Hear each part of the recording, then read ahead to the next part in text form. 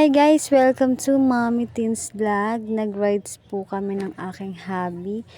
Ang destination po namin ay dito po sa Kaibiyang Tunnel, dito sa Cavite po. Minsan lang to mangyari kaya sulitin na natin guys dahil minsan lang naman ako talaga gumala. Kaya ito bonggang-bonggang rides talaga kami ngayon. Happy naman ako. At may nakita nga pala kami diyang mga unggoy. Ang dami nila guys, may maliliit. Ang cute nila kaya binidyohan ko pero ayoko lumapit kasi natatakot ako guys.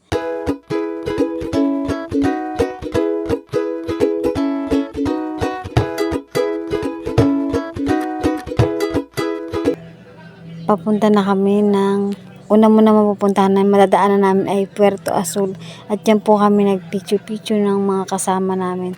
May dalawa po kami kasama, yan po yung mga ka-workmate namin. Kami bali apat lang kami nag-ride. Sama na syempre yung date namin ng aking honey bunch. Kaya yan, malapit na kami sa aming destinasyon sa Kaibiyang Tunnel. At after nun, pupunta kami sa sanctuary. Basta nung dagat siya na may mga puro bato sa gilid, ganun. Maganda doon. Dati nakapunta rin ako doon. Pero inulit namin dahil masarap mag-ride dito. At masarap pag muni-muni sa dagat. Yun talagang pinaka-favorite ko. Kasi, alam mo yun, tahimik. Tapos narinig ko lang alon. Kaya parang nakakatanggal ng stress. Ganon. Ganon guys. Kaya malapit na kami. Ayan na kami guys. Sa tunnel. Isang liko na lang yan. Diyan na kami sa Kaibiyang Tunnel. At syempre guys, magpipicture-picture muna kami dyan, no? Para naman may remembrance kami. Para naman sulit ang aming punta. At mamaya-maya onti, papasok nga kami dun guys, sa tunnel. Nakakatakot yun kapag nasa gitna kami. Parang ewan ko ba, ng pakiramdam ko. Parang kinikilabutan ako, nagtataas ang balahibo ko kasi parang basta nakakatakot siya. Nasa gitna ako. Pero pag dyan papasok ka pa lang, kailangan guys kailangan mong magbusina para respect din sa mga nilalang dyan, na mga nakatira dyan sa tunnel, mga nagbabantay dyan. Mga nilalang na hindi natin nakikita. Yan. Pag dyan sa gitna talaga, parang ewan ko pakaramdam ko. Hindi naman siya mabigat, parang kinikilabutan lang ako guys. Yan, malapit na kami dyan sa may dulo, sa kabilang dulo, at medyo umulan-ulan pa niyan guys, kaya dun muna kami sa may baba niyan guys, meron diyang waiting shed.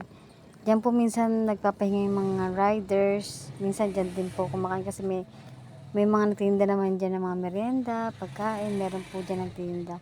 Kaya, pero kami guys, may dala kaming kanin, tubig, may kape pa nga kami dyan. Ewan ko ba dito sa honey ko, baka tagdala ng kape, acidic naman siya. Try niya daw. Yan, kaya pero marami naman siyang ininom na tubig, kaya ayan, okay lang yan. Kapag talaga kami nagra-rides, nagbabaon talaga ako ng kanin, ulam, tubig, tinapay. Kasi guys, pagkakain ka sa restaurant, medyo mapapamahal ka. Kaya kung gusto mo makamenos-menos, magbaon ka na lang guys, mas makakatipid ka pa guys. Mamaya pumunta na kami sa baba, doon kami mag-stay. Pag CR ka dyan guys, 10 pesos, pag pupupo ka 20, at pag magbabanlaw ka 30 pesos. Dyan kasi meron dyan dagat sa baba. Bali dyan kami pupunta. Magmuni-muni kami dyan guys kasi dapat maliligo kami. Kaya lang panggabi kayo sila, wala din dalang damit. Kaya hindi na lang kami tuloy maligo. Maybe next time guys. Dito ka guys, bababa, kailangan talaga yung aapakan mo talaga. Titignan mo guys, no? Kung may bato na aapakan mo, baka gumalaw o ano, kailangan ng aapakan mo. Hindi nagalaw kasi didiretso ka talaga dun sa baba. Medyo matarik siya guys Nakakatakot siyang bumaba. Kasi baka madulas ka, lalo na pag umuulan, basa ng dadaanan mo.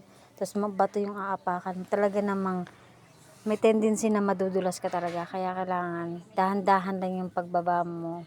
Tapos titignan ng aapakan mo.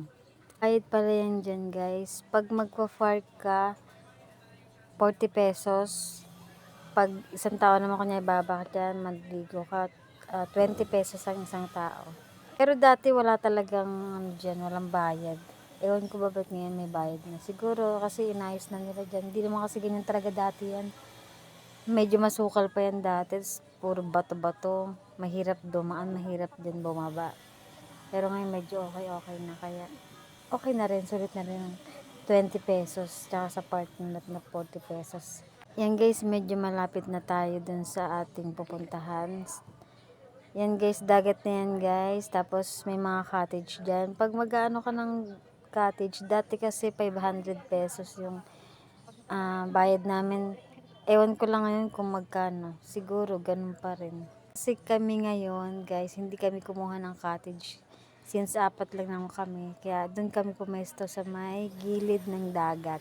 Sa may mga bato-bato kami guys. Doon kami pumesto. Gawa ng kami lang namang 4. At doon na rin kami guys kumain. Doon na rin kami nagmuni-muni. Kahit mahirap yung pagbaba, sulit naman guys kasi kahit mahirap guys yung pagbaba, sulit naman kasi nakaka-relax yung ambience ng paligid, yung alon.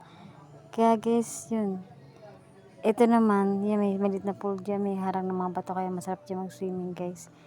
Yung mga kasama namin guys. At dito kami pepesto, dyan kami kakain, dyan kami magmumuni-muni. Guys, kumain sa tabi ng dagat guys, kaya yan. Pero namin kumain, senti-senti. Muni-muni muna ang peg ko dyan.